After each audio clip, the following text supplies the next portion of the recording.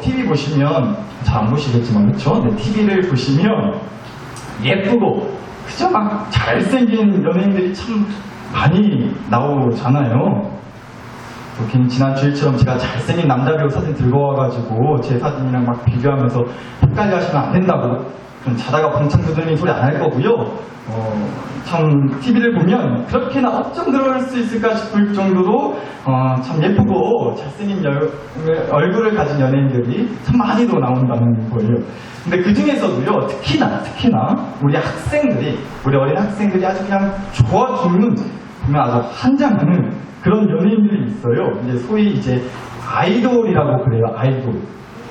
아이고 이거 아니에요? 아이돌. 네, 잘 들으셔야 돼요. 아이돌이라고 하는 이제 연예인이 있는데 우리 학생들이 특히나 그런 아이돌, 가수들 참 좋아하는 것 같더라고요. 그래서 제가 오늘 좀 세대 차이 느껴진다 싶어 하시는 분들 제가 도움을 드리고자 좀 몇 가수들을 알려드리려고 해요. 특히 먼저 우리 여학생들이 특히나 이제 좋아하는 그런 아이돌들이 이렇게 생겨 먹었대요. 한번 보시죠. 네. 방탄소년단이라고 하는 남자 가수, 방탄 쪽이 아니고요. 방탄소년단, 이름도 참 요상스럽죠. 방탄소년단이라고 하는 그런 이제 남자들로 이루어진 이런 아이돌 가수가 있어요. 뭐 얼핏 보시기에도 참 눈이 어쩜 저렇게 저처럼 크고 그죠? 저처럼 머리숱도 많고 그죠? 여튼 참 잘생겼어요. 이런 방탄소년단이라고 하는 이름을 가진 뭐 아이돌 가수도 있고요. 하나만 더요. 참 길쭉길쭉합니다. 엑소라는 이제 이름의 가수들이에요. 이소 아니에요? 엑소라고 하는 그런 이름을 가진 팀인데 이런 참 남자 아이돌 가수도 참 많이 좋아한다고 합니다. 하나같이 그냥 뭐 보셔서 느끼겠지만 길쭉길쭉하고 왕자님같이 요즘 애들 좋아하게, 요즘 어린 여자아이들이 참 좋아하게 그렇게 잘생긴 것 같아요. 나중에 저희 딸들도 커서 이제 아빠는 당연히 뒷전으로 밀려나고 이런 남자 가수들 쫓아다니까 좀 걱정스럽긴 한데 여튼 그렇다고 합니다. 네, 여튼 우리 여학생들이 좋아하는 아이돌 가수는 이렇다고 하고요. 반대로 우리 남학생들 소원할까봐 남학생들이 아주 환장하고 좋아 죽는 그런 여자 아이돌 가수도 있습니다. 네. 트와이스라고 하는 이름도 어려워요. 트와이스라고 하는 팀이 있고요. 또 레드벨벳이라고 하는 팀도 있다고 합니다. 여러분 보시기에 어떠세요? 좀 이쁘게들 생겼나요?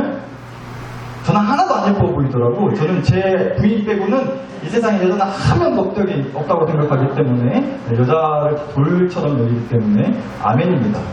진짜 아멘이에요. 네, 이런 간에 이런 아이돌 걸그룹이 있다고 합니다. 네, 여러분 뭐 하나 관심, 우리 임영웅이나 나와야 뭐 좀 불맛있겠다 하실 것 같은데 하나 관심도 없는 이 젊은 어린 아이돌 가수들 뭐가 갑자기 남겨놓는 이상한 소리냐 하실 것 같은데 이 말씀 드리려고 혹시 그거 아실지 모르겠어요. 제가 뭐 아이돌이라고 해서 뭐 남자 여자 이렇게 가수들 보여드렸는데 우리 나사로 교회, 우리 교회도 이런 여자 아이돌 걸그룹이 있습니다. 보여드린 이 연예인들보다 아주 비교할 수 없어요. 아니 어떻게 감히 비교해요. 훨씬 더 이쁘고 그냥 빛이 나는 그런 여자 아이돌 걸그룹이 우리 교회에 있다. 보고 싶지 않으세요? 보고 싶으셔야 되는데 보고 싶으시죠? 아니, 안 보고 싶다고 해도 보여드리려고 했는데 보여드리겠습니다. 우리 나사로 교회 여자 아이돌 걸그룹입니다.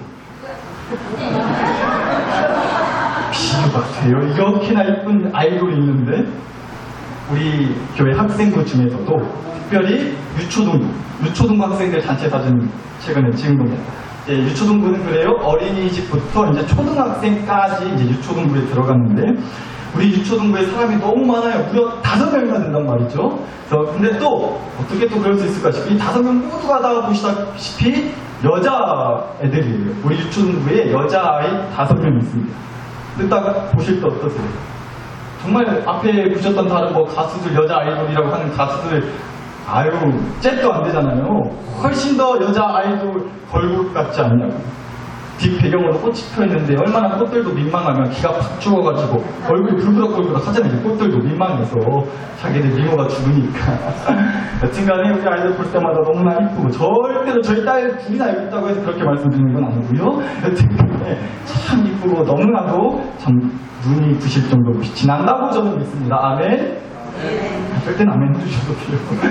근데 여러분, 난데없이 또 무슨 연예인 얘기나 싶으실 것 같은데 사실은 진짜 이 얘기 들으려고 그랬어요. 제가 정말 깜짝 놀랐습니다. 설교 준비하면서 난데없이 이런 여자 아이돌, 뭐 걸그룹이라고 하는 연예인들 참 저는 안 그런데 이뻐 보이려고 참 TV에 잘 이쁘게 나오려고 엄청 노력들을 많이 한다고 하더라고요. 정말 노력들을 많이 하겠죠. 얼마나 많이 연습하고 오랜 시간 동안 그 어린 나이 때부터 참 많이 그렇게 노력하고 한다는 걸 제가 들었는데 그 중에서도 정말 이건 진짜 대단하다. 박수 쳐주고 싶다 정말로. 이건 진짜 인정이다 싶었던 것이 있었는데요. 이 여자 아이돌, 특히나 여자 아이돌이라고 하는 어린 친구들이 밥 먹는 거 있잖아요. 다른 건 몰라도 먹는 거 한참 잘할 때요. 10대의 나이에 먹는 것만큼 중요한 게 없는데 이 먹는 거를 무엇보다도 참 철저하게 관리한다고 합니다. 제가 이런 식단표를 봤어요. 우리 여자 아이돌들이 먹는 메뉴라고 해요. 아침, 점심, 저녁으로. 이제 수지라고 하는 또 이제 지금 배우를 하는 것 같은데 가수 출신의 이제 아이돌 연예인이 있어요. 근데 아침, 점심, 저녁으로 뭘 먹냐면요. 작아서 안 보이실 것 같은데 이거 아침에는 고구마 한 개랑요. 닭가슴살 조금, 그 다음에 우유 하나. 놀랍게도 이게 끝입니다. 사람이 어떻게 이것만 먹고 살 수 있을까 싶은데 아침 이것만 먹는다는 거예요? 아유, 아침은 그렇게 좀 속이 부대껴서 간단하게 먹는갑다 싶은데 점심을 보자고요. 점심에 현미밥 하나, 야채 샐러드. 끝! 고기 없어요, 고기. 생선 없어요. 소세지 없어요. 반찬 딱 하나입니다. 밥에다가 야채 샐러드 하나. 점심에 또 이것만 먹고 버틴다는 거예요. 아유, 저녁은 그래도 든든하게 먹겠지 라고 싶었는데요. 저녁이 제일 적어요. 뭐 먹어요? 딸랑 고구마 2개. 이게 끝이라고 합니다. 아침, 점심, 저녁 통틀어 먹는 게 이게 다라고요. 여러분 1년 365일 아침, 점심, 저녁 이렇게 똑같이 매일같이 먹어야 된다면 여러분 사실 수 있겠어요? 아예 그냥 얼른 천국 보내달라고 하시겠죠. 이러고 어떻게 살아요, 사람이? 말도 안 되는 소리 아니냐고요. 근데 이뻐 보이기 위해서 혹시라도 화면에 TV에 좀 살쪄 보일까 이렇게나 철저히 관리하고 또 회사에서 이렇게 억지로라도 관리를 시킨다는 겁니다. 보고서 깜짝 놀랐습니다. 근데 여러분, 오늘 저는 이 얘기를 좀 하고 싶어요. 그렇게 회사들에서 이 아이돌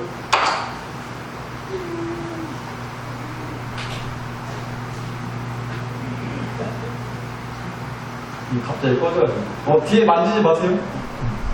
여튼 네, 이런 아이돌, 뭐 걸그룹 이런 어린 가수들 이렇게 관리하고 데뷔시키고 연습시키는 이 소속사 회사라는 데서 이 가수들을 철저하게 관리하고 막 이렇게 훈련시키는 모습들을 보면서 저는 이걸 딱 2글자로 좀 오늘 얘기해보고 싶어요. 바로 뭐냐면 규칙이라는 거예요. 규칙.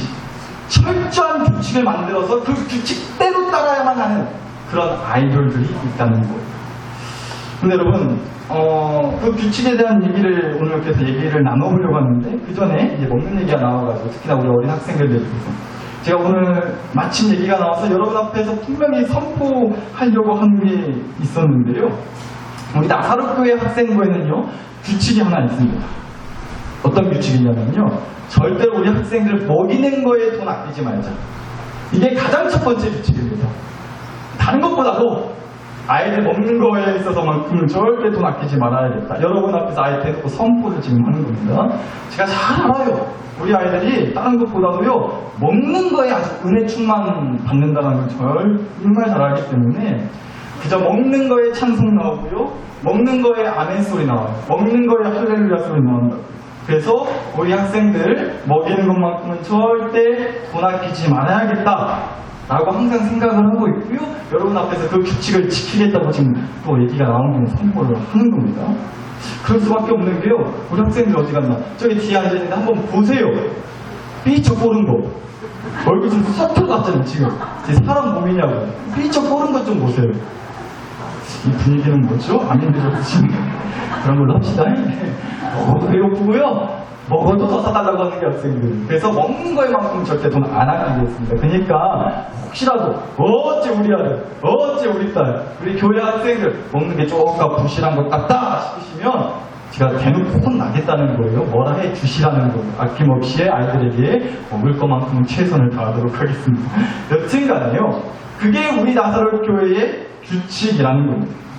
아이돌들은 어떻게든 덜 먹일까를 규칙으로 만드는데 우리 교회는 그렇지 않아요. 어떻게 하면 더 먹일까를 규칙으로 정하겠다는 거예요. 그런데 여러분, 제가 만약에 정말로요 우리 학생들한테 막 덜 먹이고 안 먹이고 먹는 거 아끼고 혹여 그런다 할지라도 그게 뭐 크게 죽을 죄인가요?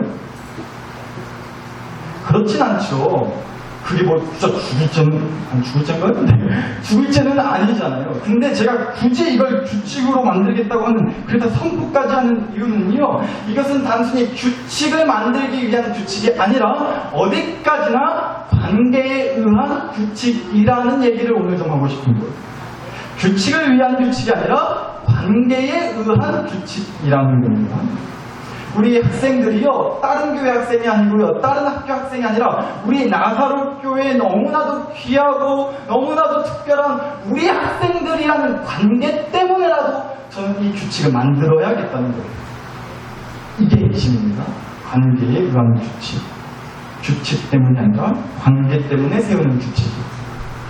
오늘 이 얘기를 좀 해보겠다는 겁니다. 오늘 주신 말씀을 보시면 요한이라고 하는 사람이 나와요. 근데 보통 요한을요, 성경에서 세례 요한이라고 소개를 합니다. 근데 또 보시고 셋이가 뭐 셋이고 나머지가 이름이라 하시면 그렇게 생각하지 마시고 세례를 베풀었던 요한이라는 뭐 그런 뜻이에요. 그러니까 이름은 요한인 겁니다. 그런데 이 요한이요, 오늘 말씀을 보니까 어디서 세례를 주고 사람들한테 설교, 그러니까 전파를 했다고 나와있죠. 마태복음 3장 1절 다시 보시면 그때에 세례 요한이 이르러 유대 광야에서 전파하여 말하되라고 나옵니다. 어디서 지금 전파했다고요? 광야에서. 제가 빨갛게 칠해놨어요. 광야에서 요한이 세례주고 설교하고 전파하고 뭐 그런 거 했다는 거예요. 근데 여러분, 이 광야에서라는 이 말이 너무도 중요한 의미가 있겠다는 겁니다. 왜냐하면 이 요한의 집안이요, 이 요한의 집안이 이런 집안이었기 때문인데요. 누가복음 1장에 있는 말씀들을 좀 볼게요. 유대왕 헤롯 때에 아비야 반열에 제사장 한 사람이 있었으니 이름은 사가랴요.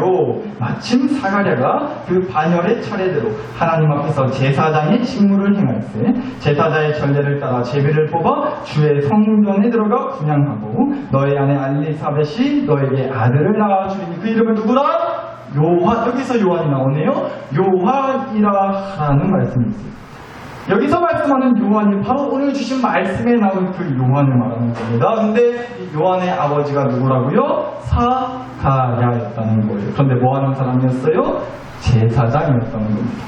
성전에서, 말씀에도 나오죠. 성전에 분향하러 들어갔다고. 성전에서 제사를 인도하는 일을 하는 제사장이었다는 거예요. 그러니까 한마디로 이 요한의 집안은 제사장 집안, 제사장 가문이었다는 겁니다. 그러니까 요한은 아무래도 그런 집안에서 태어났기 때문에 더 그랬겠죠. 아버지가 제사장이었던 요한은요, 자기 집안의 어떤 그런 분위기, 가문에 따라서 누구보다 성전이요, 제사, 뭐 율법 이런 것들을 어려서부터 굉장히 많이 배우고 또 경험하면서 자라지 않았습니다. 무엇보다 제사장 아버지를 따라서 그렇게 성전 중심의 인생을 어려서부터 살아왔다는 겁니다. 그런데 그런 요한이 어디에서 세례를 주고 어디에서 전파를 했다고요? 광야에서 그랬다. 성전이 아니라. 요한의 그 무대가 성전이 아니라 다름 아닌 광야였다는 것에 한번 주목해보자는 겁니다. 그럼 질문이요. 도대체 왜? 아니 도대체 요한은 왜 광야? 허허벌판인 그 광야. 사람도 없고요. 성전은 더군다나 없던 그 광야로 왜 뛰쳐나갔느냐는 거예요. 왜 그랬을까요? 역시나 뭐 알 수는 없죠. 그런데 우리가 추측해 볼 수는 있겠다는 겁니다. 이어지는 마태복음 3장 7절을 좀 보실게요. 요한이 많은 바리새인들과 사두개인들이 세례 부는 대로 오는 것을 보고 이르되 독사의 자식들아 누가 너희를 가르쳐 임박한 진노를 피하라 하더냐?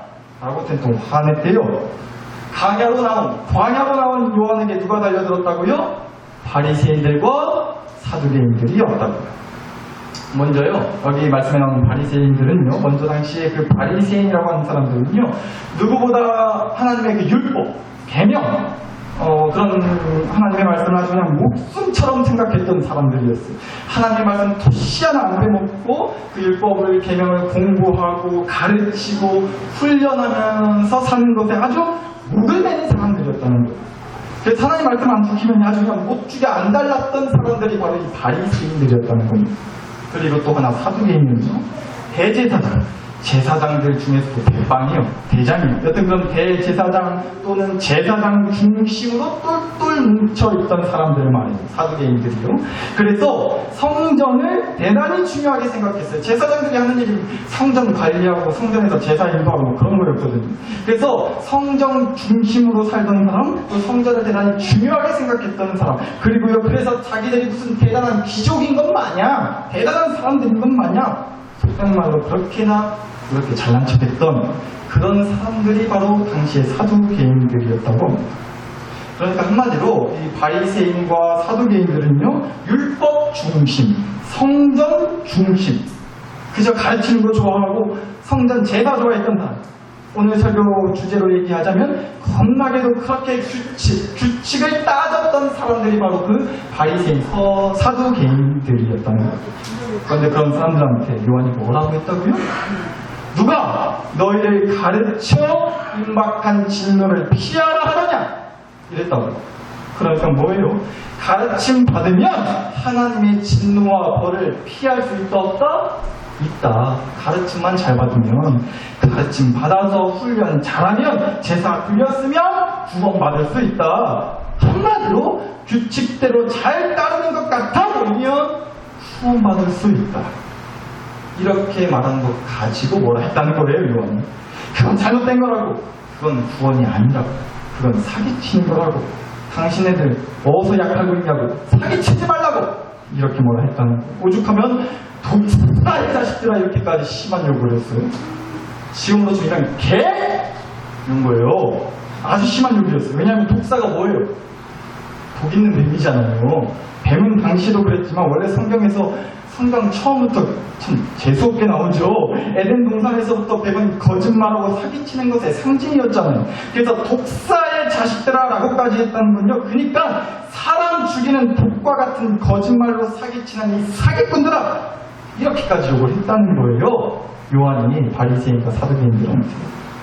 그러니까 오늘 주신 말씀의 상황을 보자니까 요한이요, 제사장 집안의 아들로서 사실 바리새인과 사두개인들처럼 뭐 그들과 똑같이 성전에서 율법 공부나 하면서 성전에서 생활했어야 할 그런 삶을 살던 요한이 광야로 뛰쳐나왔던 것은 말씀 상황상 보자니까 그런 바리새인과 사두개인들한테 아주 그냥 신물이 나서 그런 거 아니었겠냐고. 신나버린 거죠. 온갖 규칙을 내세우면서 그 규칙을 잘 지키면 구원받을 수 있다 라고 얘기를 하니까 자꾸만 이건 잘못됐다, 아주 참 잘못됐다 생각한 거예요. 아니 그럼 분명 100% 사기다. 오늘 설교 제목처럼 규칙을 내세우는 건 구원이 아니라 구속하는 거다 라는 것을 깨닫고는 성전을 떠나서 광야로 뛰쳐 나왔던 것은 아니었습니다. 규칙을 떠나서 광야로 관계 맺기 위해 뛰쳐나온 것 같다는 거예요. 왜냐면요, 광야야말로 그런 데기 때문에 그래요.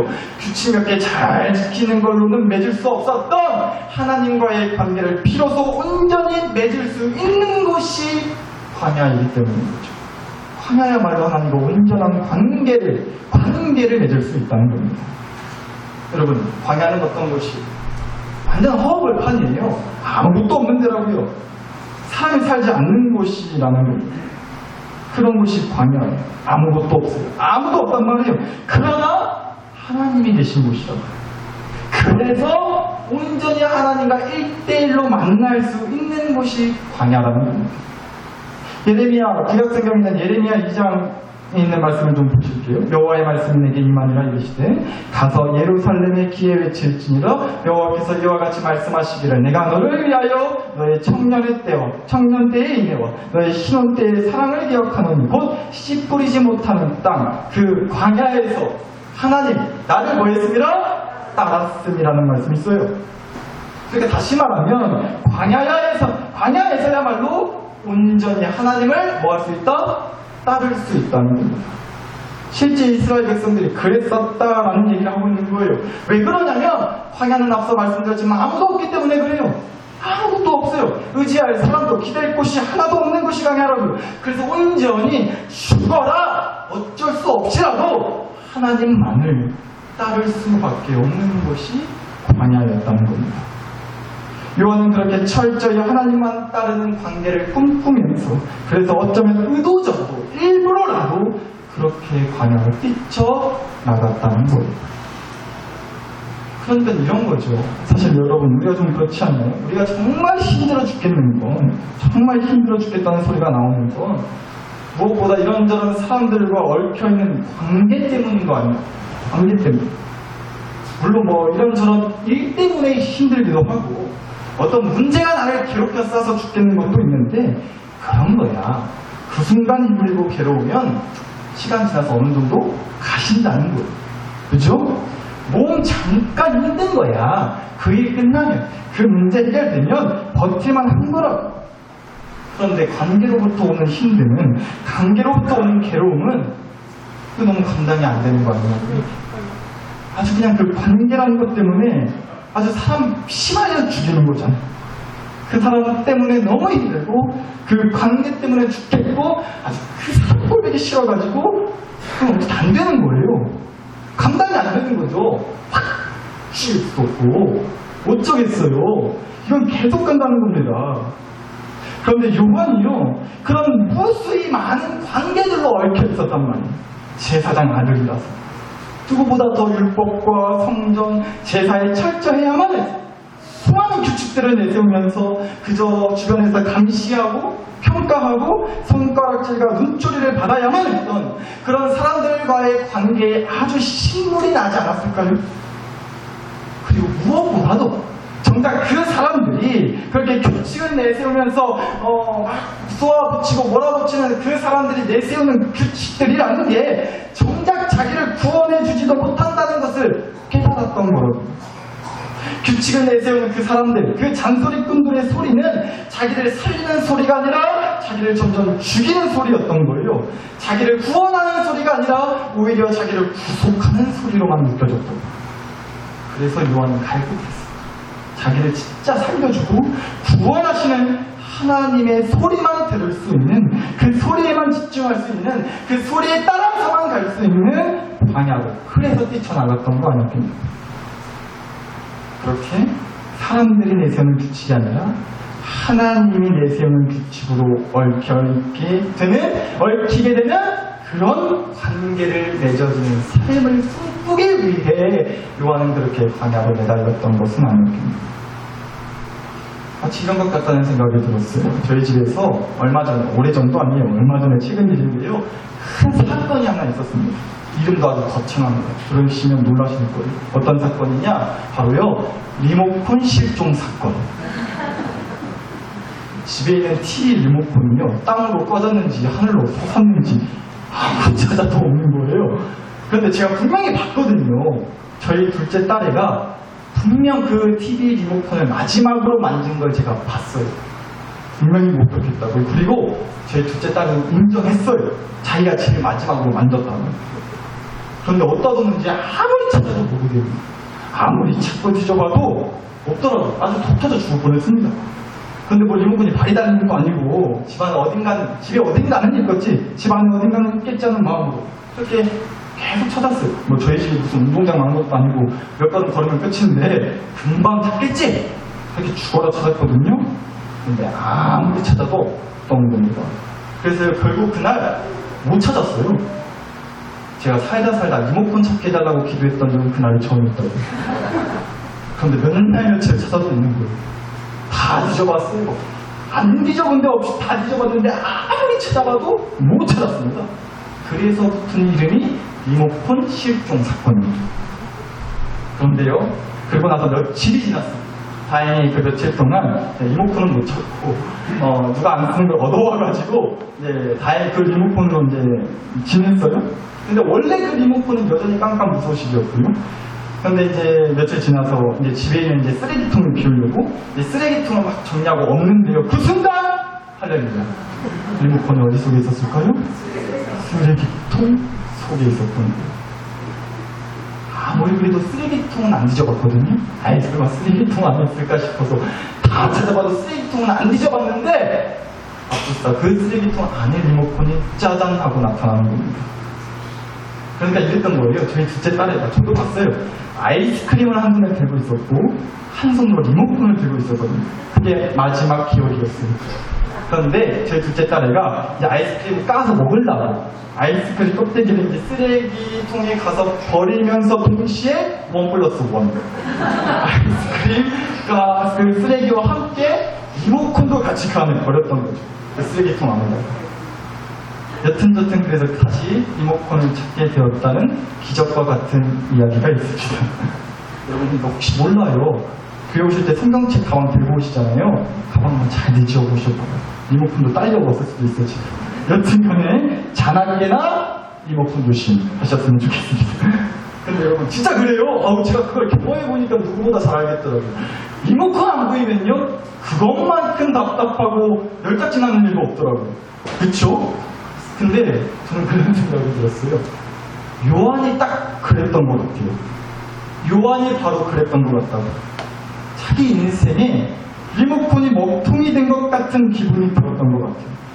주변에서 내세우는 그 규칙이라는 리모컨은요, 구원이라는 찌기를 제대로 작동시켜 주지를 않는 거예요. 아무리 봐도 그 규칙이라는 리모컨. 그래서 요한이요 진짜 리모컨을 찾고 싶었던 것 같아요. 진짜 리모컨을 찾고 싶었던 거죠. 그래서 강야를 떠났어요. 하나님이라는 리모컨을 찾기 위해서. 그 하나님이라는 리모컨을 만나기 위해서. 자기를 진짜 구원해주는 건 사람들이 내세우는 그런 규칙이 아니라 하나님과 관계 맺음으로 주어지는 하나님이라는 리모컨이야말로 자기를 진짜 구원해주는 진짜 리모컨이겠구나. 그럼 그 리모컨 있는 대로 찾아가야지. 그래서 요한이 광야로 내달렸던 것 같다고. 그리고 더 나아가서는요, 그 리모컨 사용해보니까 이거야말로 진짜다 싶었던 거예요. 그래서 사람들한테 광고하기 시작했어요. 이 리모컨 있어야 된다. 보여주고 알려주고 싶었다고. 그래서 세례 요한이 광야에서 묵묵하 외쳤던 겁니다. 마태복음 3장 3절 다시 봅니다. 광야에 외치는 자의 소리가 있어라고 합니다. 광야에서 세례 요한이 외쳤다는 거예요. 근데 여기 말씀에 나오는 외치다라는 말은요, 죄송합니다 문자 써서 헬라어로요 보아오라는 뭐 그런 말로 썼는데 원래 뜻을 보자면 아주 간절한 그냥 외치는 정도가 아니라 아주 간절하게 목 놓아 소리치다. 그러니까 우리가 흔히 말하는 기도할 때 부르짖는다잖아요. 그 부르짖는다라는 뜻이 강하게 들어있다고 해요. 간절한 마음으로 소리치고 부르짖는다. 이 외치다라는 말이에요. 저기요. 여기 좀 보시라. 고개 좀 들어보시라. 정도가 아니라 여기요! 여기 좀 봐주시라. 고개 좀 들어보시라고 제발. 이랬다는 거예요. 간절함이 있었다는 겁니다. 아니 목사님 오늘은 나도 두분들 설교 좀 조금만 해주셨으면 좋겠는지 이게 아니고요. 아따 목사님 오늘은 설교 좀 빨리 끝내주시오. 제발 그러니까 설교 좀 빨리 끝내주시오. 아멘 하셨으면 빨리 끝내려고 그랬는데 여튼간에 그런 간절함이 있다는 거예요. 그렇게 세례 요한이 간절하게 외친 거예요. 근데 간절하게 뭘 외쳤어요? 앞선 3장 2절에는요 회개하라 천국이 가까이 왔다. 그리고 3절에서는요 너희는 주의 길을 준비하라 그가 오실 길을 곧게 하라 하시면서 주님을 얘기했다. 회개와 천국과 주님을 얘기했어요. 어떤 규칙을 얘기하는 게 아니에요. 회개란 뭐예요? 전에도 말씀드렸죠? 회개는요 정확한 의미로다가 하나님께로 돌아가는 걸 말하는 거예요. 하나님께 돌아가는 거예요. 천국은 그럼 뭘까요? 뭐 이런저런 얘기할 수 있겠지만 천국은 한마디로 이런 거죠. 하나님과 함께하는 거예요. 그리고 주의 길을 준비하라고 했어요. 주님이 오실 길을 곱게 미리 잘 준비해 놓자고 얘기했어요. 주님을 맞이하겠다는 거죠. 그러니까 여러분, 요한은 절대 무슨 규칙을 말한 게 아니라 관계를 말했다는 겁니다. 관계요, 관계. 관계를 외쳤다고요. 회개, 하나님께 돌아와라. 천국, 하나님과 함께 하자. 주의 길을 준비해라. 주님을 맞이하자는 것. 관계 맺자는 얘기인 겁니다. 따라서 여러분, 우리 기독교는요, 예수님은요, 교회는요, 무슨 뭐 장소리하는 종교, 잔소리하는 그런 데가 아닌 겁니다. 너는 어째 그러냐? 아니, 그러지 좀 말아야. 아니, 어찌 그것밖에 못해요. 이렇게 해야지. 뭐 이렇게 잔소리하는 데가 아니라는 거예요. 뭐라 어떻게 해라, 어떻게 하지 마라. 이런 잔소리하는 데가 아니라고요. 오히려 너를 위해 내가 이렇게까지 안 하기로 했다. 이 얘기를 하는 거예요. 우리를 위해서 예수님이 아주 그냥 나는 너를 위해 이렇게까지도 안 하려고 작정하고 왔다. 라고 하시는 거라고. 예를 들면 이런 거죠. 나는 대접받는 거 안 할란다. 우리 예수님 대접받으러 오신 거 아니었어요. 예수님도 그렇게 말씀하셨고요. 하나님이 만약에 진짜로, 예수님이 만약에 진짜로 대접받고 싶으셨다면, 하나님이신 예수님이 진짜 맘먹고 작정하시고 대접받고 싶으시다면, 와라이랑 이 땅에 사람의 몸으로 오셨겠어요. 그냥 말 한두 마디로 다 끝나는 거. 기꺼이 나를 위해 대접 안 받고 너희랑 똑같이 사람 노릇하려고 온 것이다. 그렇게 나를 위해 그렇게까지 안 하겠다고 말해주는 거. 그게 기독교고, 그게 복음이자 예수님 교회라는 겁니다. 또 그래서 이걸 다시 말하면 나한테 뭐라 해라, 어떻게 해라, 그렇게 뭐 하라고 말씀하시는 게 아니라 나를 위해 이렇게까지 했다고 말해주는 것이기도 합니다. 나를 위해, 너를 위해 내가 내 목숨 십자가에 매달고 대신 죽어주기까지 했다. 당장 십자가에 못 매달아 죽어라 라고 하신 게 아니라 내가 너를 위해, 너를 대신해 내 목숨을 십자가에 매달았다 라고 말씀해 주시는 거예요. 그러니까 한마디로 규칙이 아니라 관계라는 겁니다. 관계. 이렇게 해라, 아니 그렇게 하지 마라, 규칙을 말하시는 게 아니라 너를 위해 이렇게까지 안 하고 너를 위해 이렇게까지 한 나와 관계 맺자, 이 얘기하는 거라고. 요한은 광야에서 그 하나님을, 그 주님을 만나게 된 거예요. 그래서 외쳤던 겁니다. 회개하라, 천국이 가까이 왔다. 주의 길을 준비하자, 주님을 맞이하자, 이 얘기를 한 거라는 겁니다. 사랑하는 나사로 교회 식구 여러분, 앞서도 말씀드렸지만 우리가 살아가다 보면 지난 한 주 동안도요, 참 이런저런 관계 때문에, 무엇보다도 관계 때문에 힘드셨을 줄 압니다. 근데 우리가 보통 이런 얘기를 해요. 어떤 관계 때문에 힘들면 보통은 이런 소리를 듣게 되는 것 같아요. 그래도 그 사람을 이해하고 사랑으로 품어주고 용서하고 양보하고 내가 좀 내려놓고 품어줘야 되지 않겠냐고. 말은 좋아요. 맞아요. 맞는 말인데 그게 진짜 어려우거든요. 사랑하라는 원수를요, 관계 회복을 위해서 내가 어떻게 해야 된다 알겠는데, 맞는 말인데, 좋은 말인데 쉬워요 그게? 세상 가장 어려운 일 아닌가요? 그래서 저는 그런 말씀 안 드리려고요. 관계 때문에 힘든데 그 관계를 회복하기 위해서 여러분이 뭔가를 희생하고 양보하고 먼저 손 내미시는 거 못하시겠으면 하지 마세요. 대신 관계 때문에 힘들어 죽겠다 싶으시면 그 관계에서 벗어나서 먼저는요, 하나님과의 관계를 떠올려 보셨으면 좋겠어요. 하나님과의 관계를 돌아볼 수 있는 광야의 자리로, 광야의 시간으로 나와 보셨으면 좋겠다고요. 우리 하나님은요, 우리와의 관계에 있어서 무슨 규칙을 내세우시면서 괜히 우리와의 관계를 피곤하게 하시려고 하고 서먹하고 왠지 불편하고 부담스럽게 하시려고 하시지 않으세요. 하나님이 보시기에도 내가 도저히 지킬 수도 없는 규칙을 하나님이 내세우시면서 막 나를 다그치시는 게 아니라 먼저 나와 관계 맺어주시겠다고 한다고. 그리고 그 관계를 통해서 나를 변화시켜 주시고 힘을 주셔서 그 규칙들을 지켜나갈 수 있게 해주시겠다는 거예요. 그러니까 관계 맺자고 하신다고요, 먼저. 따라서 우리는 얼마든지 이럴 수 있는 거죠. 교회는요, 교회라는 것은 그런 것 같아요. 내가 일주일 동안 얼마나 하나님 앞에서 믿음으로 잘 살았는지, 잘 살았고 믿음의 규칙을 지키며 살았는지 교회에 와서 검사받고 점수 받는 게 아니에요. 뭐라 혼나고 뭐라 다그치고. 혹여라도 제가 그랬다면 죄송합니다. 교회는 그런 곳이 되어서는 안 돼요. 교회는 그렇게 점수받고 평가받는 자리가 아니에요. 일주일 동안 나의 믿음을 놓고. 교회는요, 하나님과 예수님과 관계 맺어졌기 때문에 나오는 거예요. 따라서 오히려 이럴 수 있어야 돼요. 아니, 이래야만 돼요. 또 한 주 동안 하나님, 정말 죄송한데 믿음 없이 살았던 저를 용서해 주세요. 도와주세요. 힘들어 죽겠어요, 진짜. 제 힘으로 안 되는 거 제가 지난 한 주 동안 뼈저리게 느꼈거든요. 그러니까 하나님을 좀 도와주세요. 죄송해요, 하나님. 이런 약해 빠진 소리에서 그때 좀 도와주세요.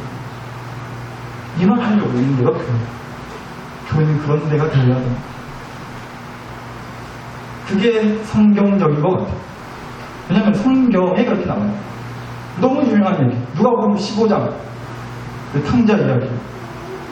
집 나간 둘째 아들이요, 아빠한테 싸가지 없는 거예요, 그건. 싸가지 없이 살아있는 아빠한테 유산 땡겨받아가지고 집 나가겠다고 가출한 둘째 아들 얘기. 근데 여러분, 그 얘기 다시 한번 떠올려 보세요. 우리가 보통 이렇게 생각을 하는 것 같아요. 그 둘째 아들이 집 나가서 개고생을 해서 속된 말로다가 개고생을 하고 이제 집에 돌아왔다고.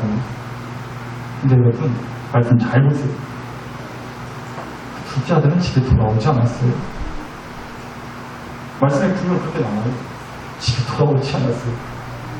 집 문을 열고 그 아들이 집 안에 돌아오지 않았다고. 집 근처까지는 왔죠. 근데 차마 염치가 없는지 자기도 알죠. 차마 염치가 없어서 못 들어갔어요.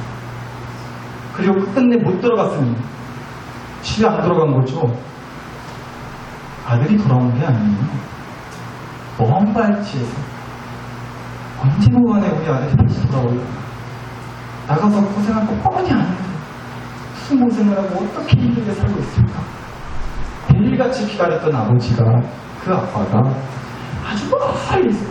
아주 점점 조그맣게 보이는 둘째 아들을 어찌 자기 자신을 단번에 알고 우리 아들 돌아왔다고, 우리 아들이 드디어 돌아왔다고. 돌아오지도 않은 아들을 향해 돌아올 수 있도록 아버지가 먼저 달려나간 거죠. 그게 우리 하나님 아버지세요. 그게 하나님 아버지와 우리가 맺은 관계인 줄 믿습니다. 사랑하는 나사렛 교회 식구 여러분, 또다시 선포합니다. 저는 감히 어떤 규칙으로도 여러분을 올가매고 싶지 않습니다. 아니, 그럴 수도 없습니다. 교회는 그런 곳이 아닙니다. 그런 건 하나님의 방식도 아니고 여러분을 향한 주님의 마음이 아니기 때문에 그래요. 저는 그렇게 확신합니다.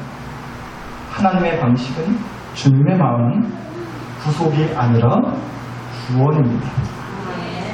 구속은 말 그대로 가두는 거예요. 억압하고요, 몰아붙이고, 통제하고, 조종하는 거예요. 가두는 거라고요, 구속은 말 그대로.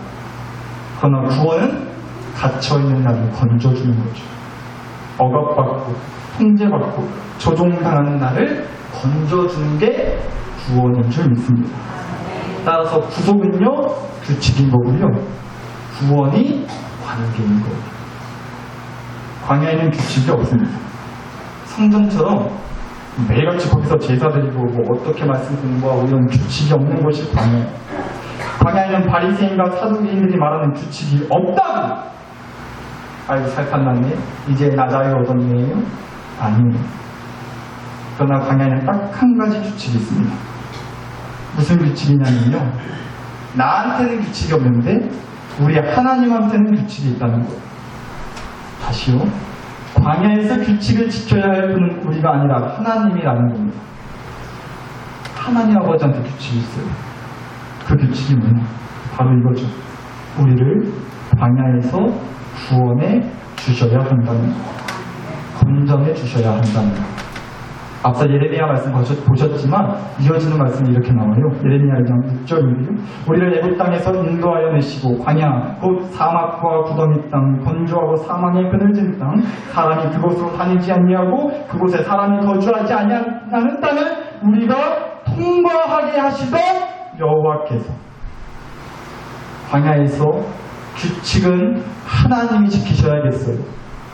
우리를 반드시 그 광야에서 통과할 수 있도록 건전해 주셔야만 한다고. 우리의 고집이 아니라 하나님께서 그렇게 해주셨고 해주시겠다는 약속의 규칙인 줄 믿습니다. 이 하나님 아버지랑 관계 맺고 싶지 않으세요? 삶이 광야 같지 않으시냐고요? 하나님과 관계 맺을 수 있는 절호의 기회, 드디어 그럼 그 기회가 온 거예요. 제대로 하나님이랑 관계 맺을 수 있는 기회가 여러분한테 주어진 거라고. 삶이 광야 같다 하면 반드시 그 광야에서 건져주시고 하나님께로 돌아가 하나님과 함께하는 그 주님을 맞이할 수 있는 그 자리, 그 시간 광야에 계시다면 하나님과 비로소 관계 맺을 수 있는 기회가 된다는 겁니다. 지난 수요조정 예배 때 이런 얘기 했어요. 사람들이 말해요. 교회 다니는 사람들한테 아유 저 예수쟁이들 보라고 미쳐도 땅에 미쳐야지 단단히 미쳐가지고 저 예수쟁이들 참 기분 나쁜 말이에요. 근데 여러분 수요일날 이런 말 좀 들으면 그 말 들어본 게 제 평생 소원이 됐습니다. 너무나 죄송하고 부끄럽지만 아직도 저는 그 소리를 못 들어보거든요. 여러분 혹시 들어보셨어요? 예수쟁이라는 소리 한번 들어보셨어요? 그거 좀 들어보고 싶지 않으세요? 그 정도로 하나님과 관계 맺어보고 싶지 않으세요? 우리 그 소리 좀 한번 들어보시길. 예수쟁이라는 명함 들고 다닐 때 그 인생이 어찌 바뀌나 한번 보여주자고. 삶은 광야 같은데 규칙을 잘 지켜서가 아니라 내세울 만한 규칙 하나 없고 규칙 하나 못 지켰는데 삶이 여전히 광야 같은데 나는 믿는 관계가 있어서 광야 같은 인생이어도 웃고 다닌다고. 예수한테 미쳐서 그런다고. 그려 나는 예수한테 미쳐서 그런다고. 힘든데 삶은 여전히 광야인데 그래도 왠지 모를 기쁨이 있다고. 죽겠는데 생명이 있다고. 어둠뿐인데 빛이 보인다고. 소망이 있다고. 반전 있다고. 나랑 관계 맺어주신 주님이 이 광야 통과하게 해주실 거라고. 나 그 정도로 미쳤다고 있어. 예수쟁이 소리 한번 듣고 살아보자고. 그럴 수 있도록 오늘 주님과 반드시 관계 맺고 돌아가실 수 있기를 정말로 간절히 축복합니다. 또 그럴 수 있게 해달라고 우리 함께 이 시간 기도하자. 함께 주신 말씀과 은혜를 가지고 여러분 자신과 가정과 교회를 위해 정말 우리 마음으로 간절히 기도했으면 좋겠습니다. 함께 기도하시겠습니다. 하나님 아버지 감사합니다. 오늘도 주신 말씀